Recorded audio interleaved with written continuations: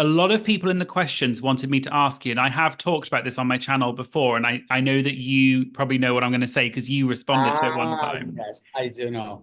Bring it. So for anyone who doesn't know, there has been this rumor for years that I talked about in one of my videos that the rumor was that the queens from Puerto Rico, there were these kind of drag houses, these really powerful drag houses, and in the earlier seasons of Drag Race, apparently this is the rumor, they would control who applied from Puerto Rico to Drag Race, and basically the rumor is they would control it.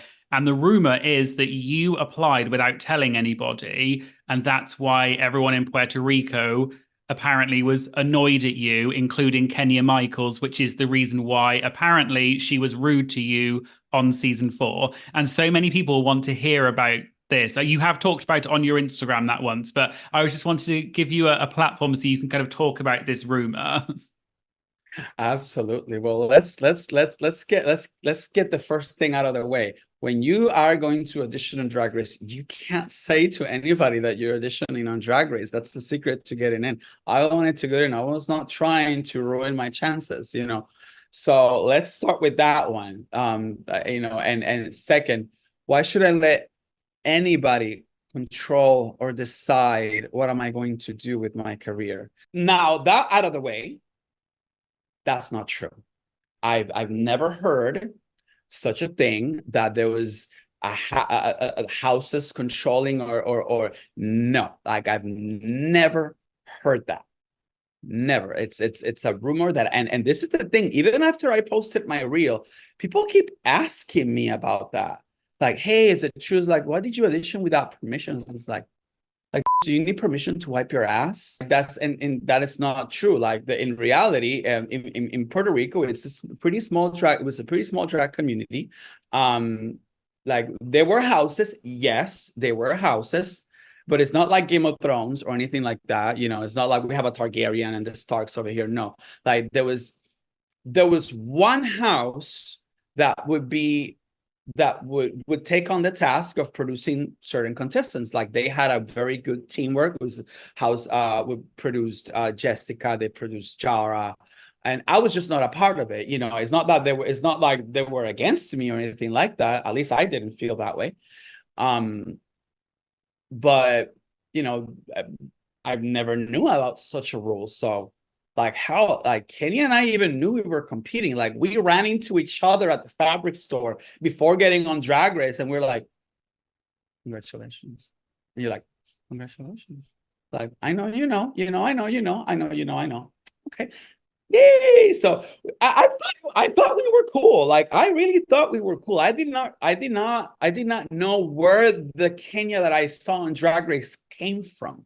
Like it really confused me, to be quite honest.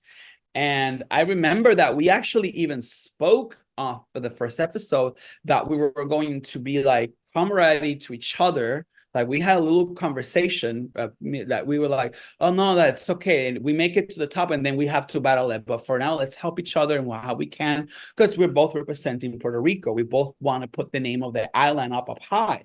So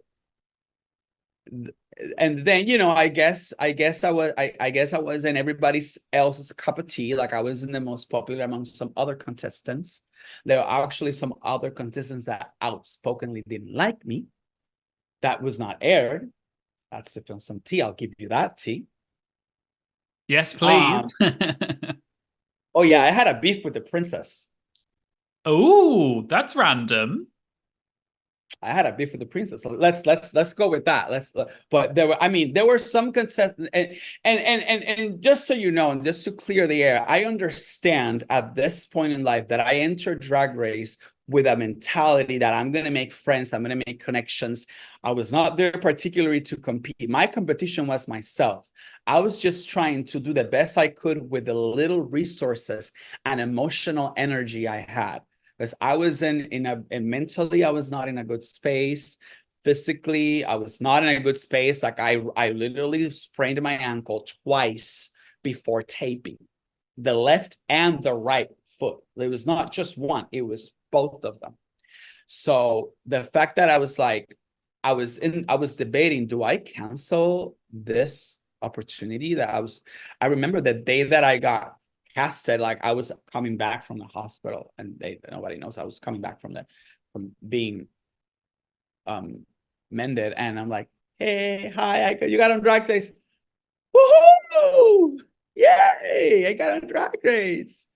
So that same day, I'm like I remember, like, I couldn't walk places. Like Linnea and her friend Chavela, they both brought their sewing machines home. They made my bedroom, that was the only thing that had AC in Puerto Rico, because you got to have AC in Puerto Rico. The only thing with AC, they made my bedroom a sewing room. And for 2 days straight, they made my outfits. They made a lot of the stuff that I wore for the show. Like I got help. Like there was another queen that it was like, girl, come over, whatever you want to take from my closet, take it. Like I had help. Like I felt it, like, how am I gonna say no to this opportunity? Like I've been doing this for too long. I've been trying to get here, and I feel like it's in my grasp now, and I'm just gonna let it go. No, I'm gonna go with the sprained ankles. And yeah, it was a mess. That's why you would see me at the end of every episode with no shoes. Why? Because I broke them all. And the first episode, I broke 4 pairs of heels. Oh my gosh. 4 pairs of, ask chat, ask anybody, everybody, like even Alisa on the reunion. This is not aired. I think if you look at the reunion, maybe like the unedited version, if it's still there. You know that we were given the chance to do a little read in the reunion for those who didn't get to the reading challenge, and Alisa and the princess chose me, but Alisa did a joke about me breaking heels. But obviously that didn't air because that was not a part of the line of the show. So it was nothing that really no one cared about. But so the fact that that happened, all of that was transpiring.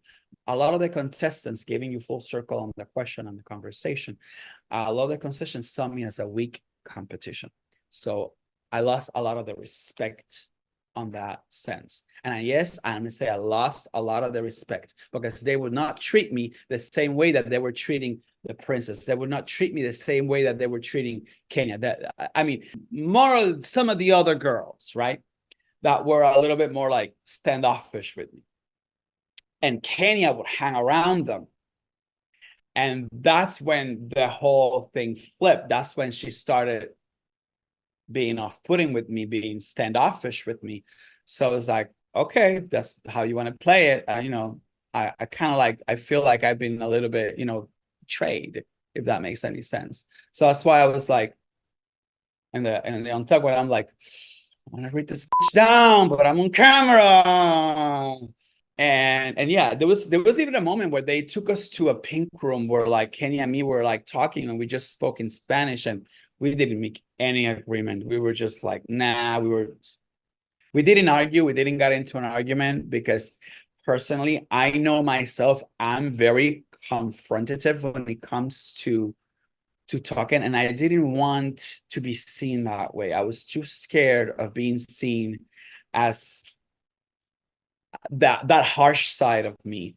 And we're cool. Kenya and I are cool. Like we spoke after the show, and we said what we needed to say, and that's about it. What happened during the show is just pressure of the competition, and they just want to make, I guess they wanted to make good TV and yada yada yada, whatever you want to call it. But yes, was there a harsh treatment from some of the contestants towards me? Oh, hell yeah. And it was very obvious. Want me to give you some tea?